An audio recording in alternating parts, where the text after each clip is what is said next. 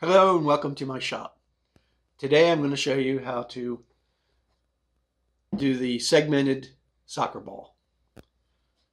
It consists of 20 hexagons and 12 pentagons. In order to cut all these pieces and have them all the same, we're going to need patterns like these. In order to produce the patterns, there are many different ways that you can draw these and maybe cut to a line in sand, but they didn't seem to be as precise as the method I'm going to show you. Now, don't worry if you don't have an indexing wheel. I'm going to have patterns available for people who want to try and build this. I have an index wheel with 120 holes in this ring.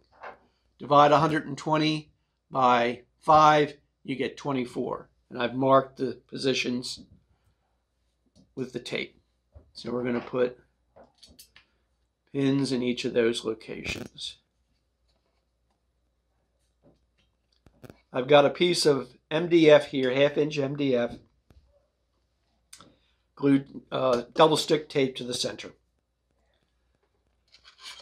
Now I've made a little fence, and it's about 2 1/4 inches, a little over 2 1/4. The main thing is that these two sides are parallel. This is 1/2 inch thick, the same as the MDF. Now we're going to register the fence against 2 of the pins. And we're going to draw the line on our piece of MDF. Move around, draw a line, and continue on. Now we're going to measure that line from point to point.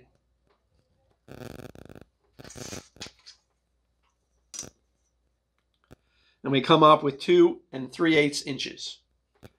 We're going to subtract an inch, we're going to subtract 1/8 of an inch from that. Then you're going to take a piece of hardwood or whatever, it doesn't matter, just as long as it's nice and straight. This is about 3/8 by 1/2. Dimensions aren't critical. We're going to cut little pieces like this that are 2 1/4 inches. That's 1/8 of an inch less than this line. And we're going to use these to form a pentagon on top of the MDF. We're going to use the fence again. We're going to butt the fence up there. We're going to center the piece on the MDF between the 2 points. And we're going to use hot glue to hold it in place. This is going to create a fence for our pattern sawing. Pattern sawing is the method we're going to use to create all of these segments. So once that sets up a couple of seconds, we're going to move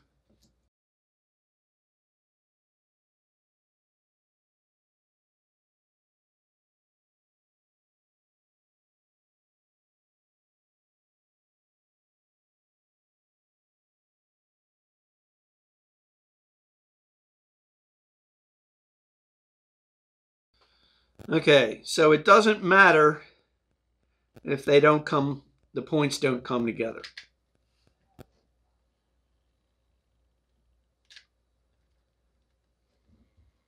I'm just reinforcing the pieces so that they'll stay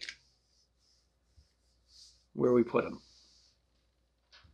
By doing it this way, we're not going to have to try and sand to a line or freehand cut to a line. We're going to have a fence that will produce a hopefully precise pentagon.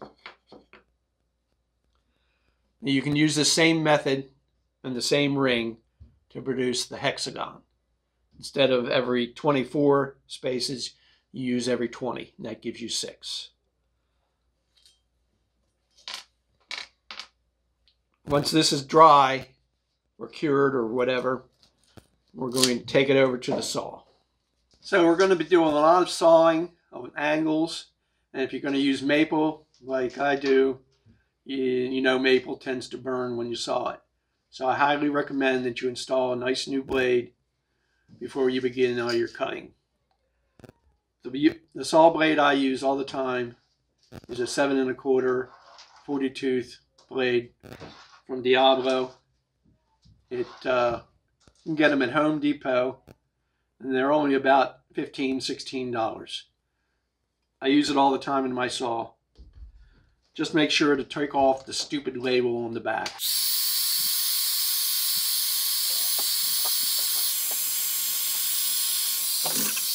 This is an L fence. We're going to use this to do our pattern sawing. It's nothing more than 2 boards screwed together at 90 degrees. This leg is 2 inches. This leg comes out to be 3 5/8. The dimensions aren't critical. Whatever works. You just need enough space underneath to have space for the cutoffs. In order to set it up for this first cut, we're going to take pieces of the material that are the same thickness as the MDF, the 1/2 inch MDF. And then we're going to add 1/8 inch shims on top of it. Place the L fence on top of the materials, and then we're going to clamp it to the fence. The L fence was introduced by Bob Van Dyke, fine home build, fine woodworking. He came up with this thing, and it has a lot of uses. Remove your shims. Now we're going to set the blade height so that we just come through the MDF, just a hair over 1/2 inch, maybe a 1/16, not much, just enough to clear. Now we're going to look at the pentagon on the piece, and we see it doesn't quite reach to the edges. So we want to maximize our pattern. So we're going to set the fence. See, this is our smallest one. So we're going to set the fence just a little bit over this way from the blade. And this will give us a little bit bigger piece. Now, if we don't quite get all 5 corners on our pattern, we can always move it the other way. Lock your fence down. And I'm going to talk about this before I actually do it. We're going to butt the pentagon up against the fence. We're going to saw it, rotate, saw, get all 5, and then we're going to check to see that we have all 5 points.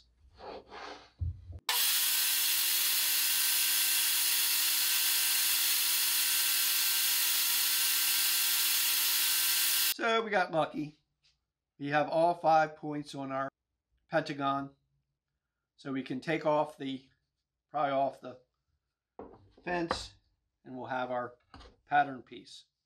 Once you have that and you have your 2 patterns, then we're going to make the patterns usable for sawing the segments. All right, so what I've done here is I've found the center of the 2 patterns, and I've used a countersink bit to create a divot. You don't have to go all the way through. The pentagon one is 4 1/8 from this base to the tip, all the way around. And the hexagon is 3 5/8 from side to side. We're going to need to be able to hold the segment pieces. So the screws are to hold the pieces in place while you saw them. I've set a marking gauge for 1 1/16 on the pentagon, and I've made a smaller pentagon on the pattern, and I drilled 3 holes at the corners and installed some screws. The screws only project about a 32nd of an inch. That's all you need to hold the pieces while they get sawed. Because it's a little bit different shape, I only came in 7/8 of an inch. The idea is to hold it out, the segment out as far as possible without cutting into the screws when you're sawing. So I'll show you how these work. We're going to have to change the setup on the saw.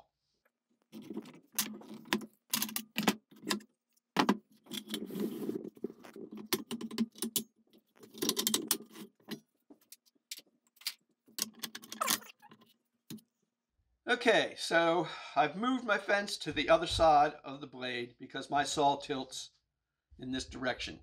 We're going to set up to use this L fence again, this time with the segments. So in order to do the setup for the saw this time, we need to use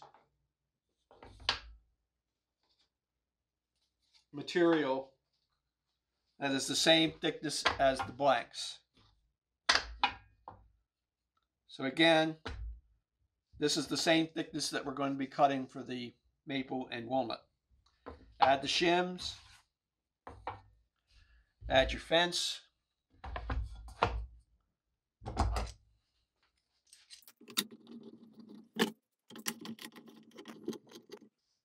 we're going to start with the hexagon. The pieces need to be cut at an angle. That's 21 degrees. So we're going to set the saw for 21 degrees. And we're going to bring the fence over. And we're going to take, remember to remove the shims. We're going to raise the blade until it's about a 1/16 of an inch or so above the piece of work, but you want to make sure that the fence doesn't hit the fence. We're going to start with some scrap wood. You want to cut 5 pieces and check the angles before you move on to your good stock. The blanks for the segments are 2 3/8 wide by 3 1/8 inch long.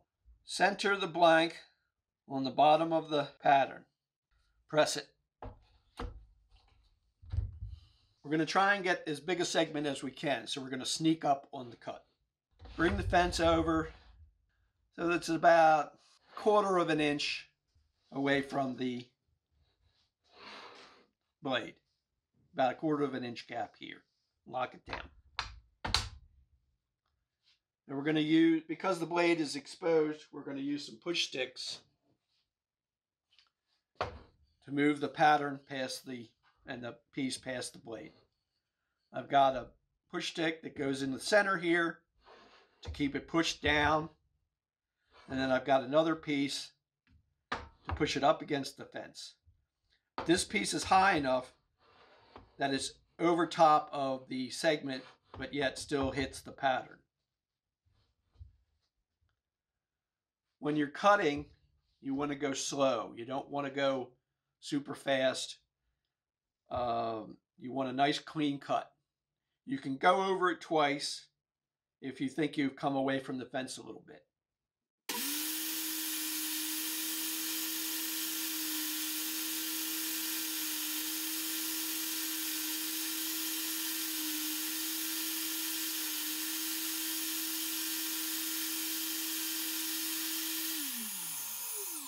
Okay, you can see that I've built up little cutoffs in the back here, which is a little dangerous. They could get caught between the saw and the blade and kick back.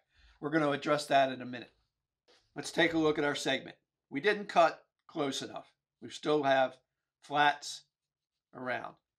So what we're going to do is move the fence away from the blade in small increments until we cut and get a segment on the bottom that's a true hexagon.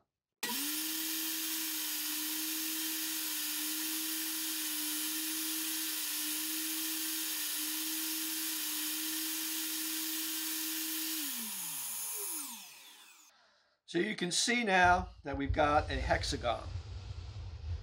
What happens when you're cutting is that this portion of the pattern still holds on to the cutoff. We're going to take a knife and we're going to cut this off a little bit. The MDF cuts off pretty easily. Just take it down And the reason we're doing this is that it won't hold on to the cutoff.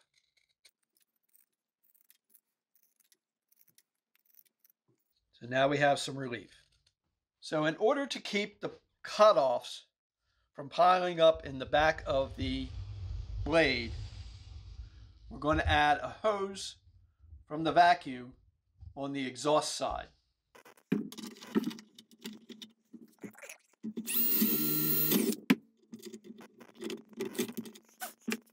Again, this hose is hooked up to the exhaust side of the vacuum, so it's going to blow air down this way, and it's going to push those cutoffs this way out. Now, it won't be like a kickback and slam into you. It's just the power of the air pushing them back, and they don't hurt if they hit you. I use a putty knife to pop the segment off. Take the next one. Now it's easier to line up the next one because you have the hexagon, the outer part of the hexagon, to know where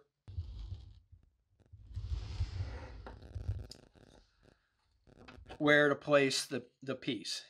So we're covering that hexagon with the segment.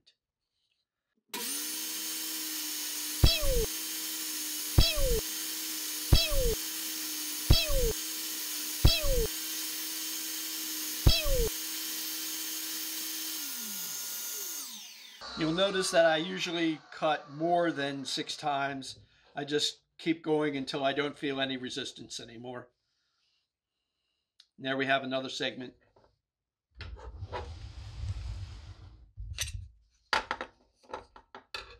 Okay, we're going to continue until we have 5 segments in the scrap wood. And then we're going to go over and tape them together and check the gap. Okay, one thing I forgot to mention is you should check your patterns before you use them. Set a bevel gauge on one corner. Take a little piece of blue tape and put it on the other corner. And then check and go around the pattern and make sure that there's no light gap, that they're all the same, that they're all the same length, they're all the same angle. The angle and the length are the same all the way around the pattern. Okay, so we're going to tape these 5 pieces together. I don't really pay too much attention to the grain. If you want to line it up, be my guest. Doesn't matter to me. I don't think it matters to the integrity of the ball or how you turn it. But the more important thing is to get those corners aligned.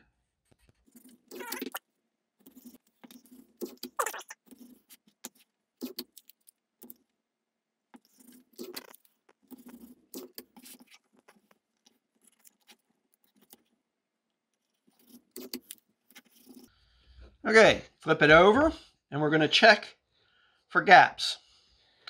Now, in a perfect world, there would be no gaps. But the world isn't perfect.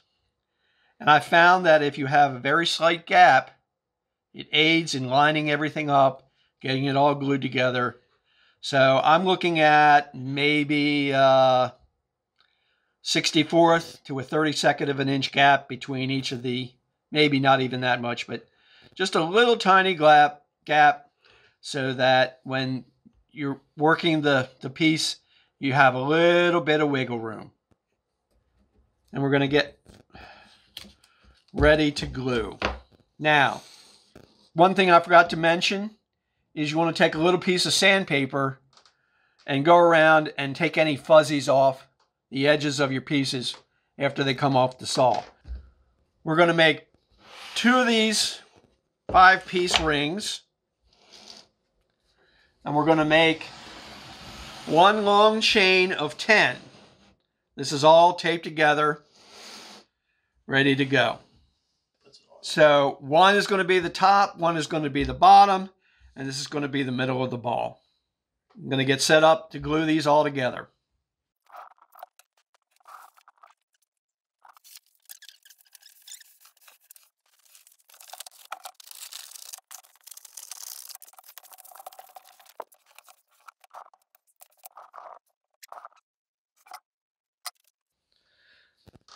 The glue I'm using is Titebond, no run, no drip wood glue. It's a little thicker than the normal glue.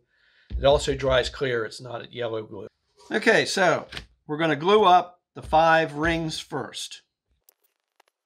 I tend to stay away just a hair from the edges to minimize the squeeze out. We're going to have to clean that up once we get these all glued up before we can put the pentagons in.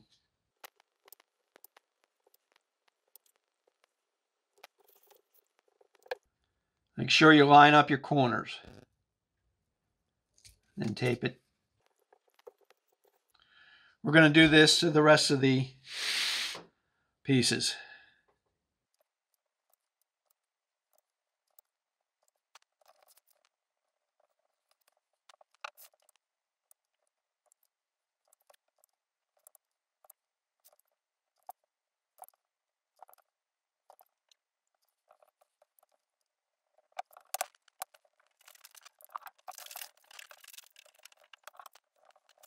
Okay, so we're going to designate one of these as top and one of these as bottom. You may be wondering why I'm writing it 5 times, because this is going to end up one big blue ball of tape. So I want to make sure I know where the top is. I'm going to put the top on with no glue. I repeat, no glue, because we want the top to come off. Again, we're going to line up the corners, and this is where that little bit of a gap helps, so that you can line everything up. Let me do that so you can see. Line up the corners.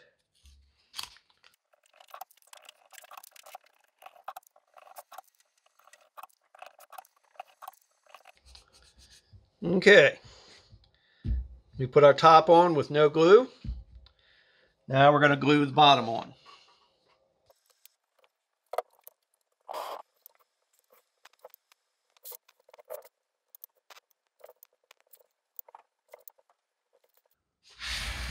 Same as before, we're going to line up the corners.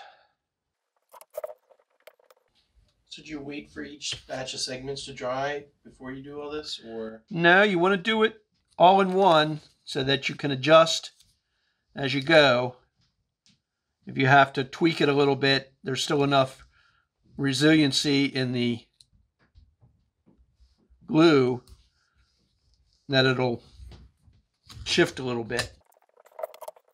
Normally, if I'm doing a segmented vessel, I only put glue on one side. But because I have these little gaps, I went ahead and glued both sides. I'm going to reiterate, as afterward, that you want to make sure that the corners line up. Squeeze them together as much as you can. Use the tape to pull them tight.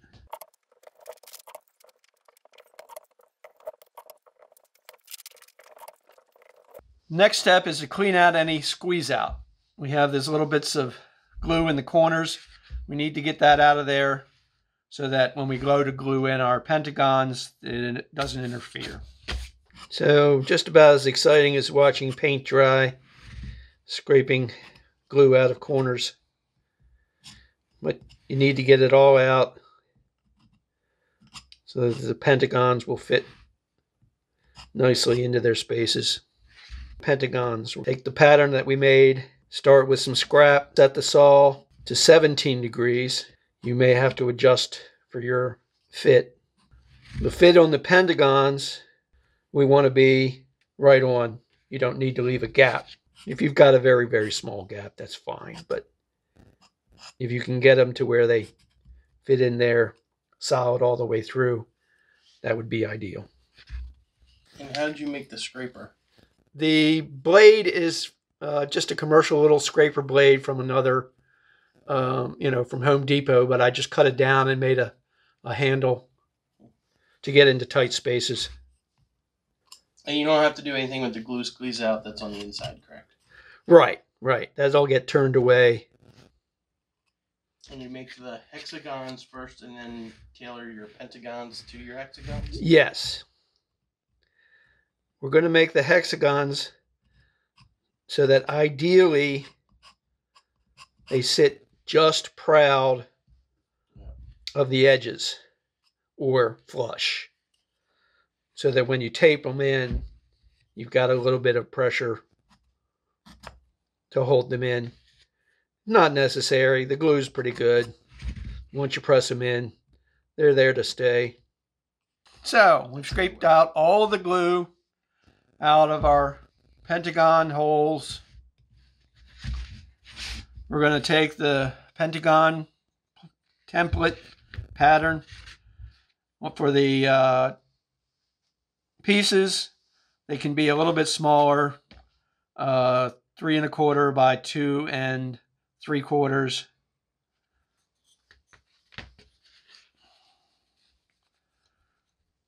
Line your piece up on the pattern and cut your pentagon. This again is in scrap wood, so you can test the fit. Once you have them and you're happy with the fit, go ahead and make your 12 pentagons. When you go to put them in, we're going to take and see now. Oh boy, that's really shallow. These should have been a little bit bigger, but they'll still work. When you put your pentagon in, take a look at the edges and see if there's a gap. If you have one that has a gap, rotate the pentagon and see which position gives you the best fit. Until you're happy with that, if you have to, you can go back and trim a little bit off of 2 sides and shorten up so that you can maybe fill in that gap. If you've got a very small gap, the glue will take care of it.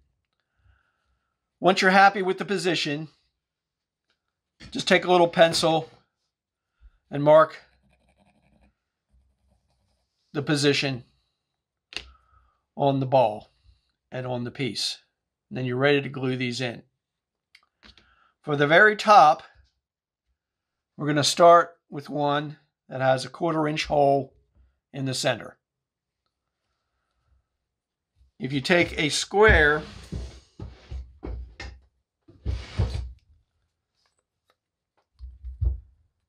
and put it on the end and then line the point up with the blade and draw a line and go through all of those, it'll give you a center mark.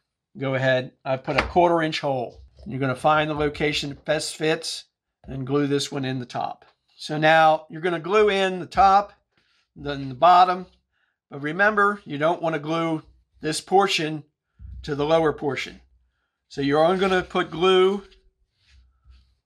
here, here, and here. Put your piece in, note glue on the top two points so that when you go to undo the taping, the top will come off. Once you have it all taped up, you're going to add a waste block to the bottom. I just used one of the scrap test pieces and turned it over and glued it on the bottom. That'll give me a point to put my drive center. So we have our ball and it's all glued up and the top comes away from the bottom. When you go to untape it, make sure you mark the orientation of the top to the bottom. I put a little pencil mark in the 2 spots so that I can tell how it lines up. Because if you try to rotate it, it may not fit. This is the best position for it. We're going to go to the lathe and we're going to start turning this. So we've got it set up here in the lathe. I'm going to start in the center here and turn down until I get a consistent circle. In other words, get through all the humps and bumps.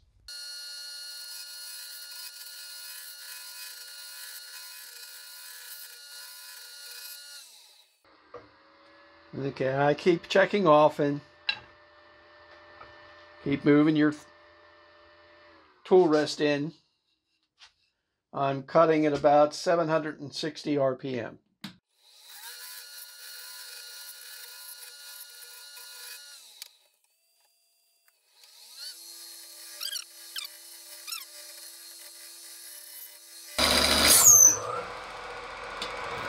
That was no fun.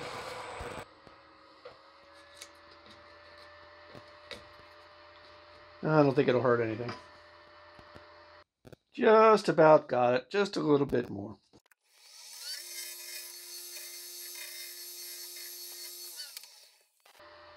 So I'm down low enough that I have a circumference here.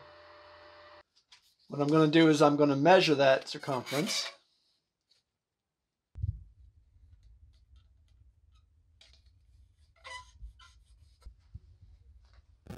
And I'm just a hair over 6.5.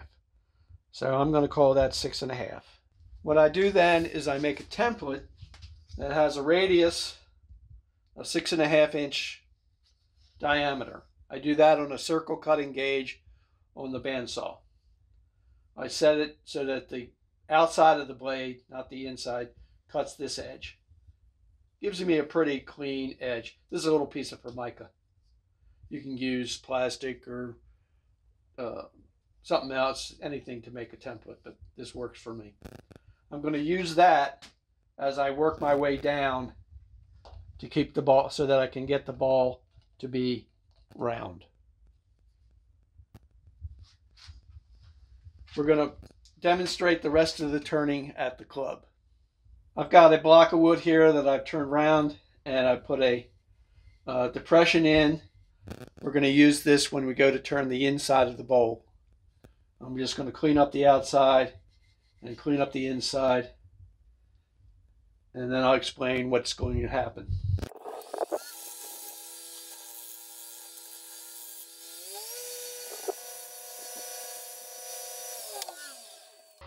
So the curvature in here is greater than the outside diameter of the bowl. When I go to turn the inside, I'm going to put tape on the outside of the bowl, blue tape, and then I'm going to hot melt glue the piece into this block, and I'll show you that at the demonstration.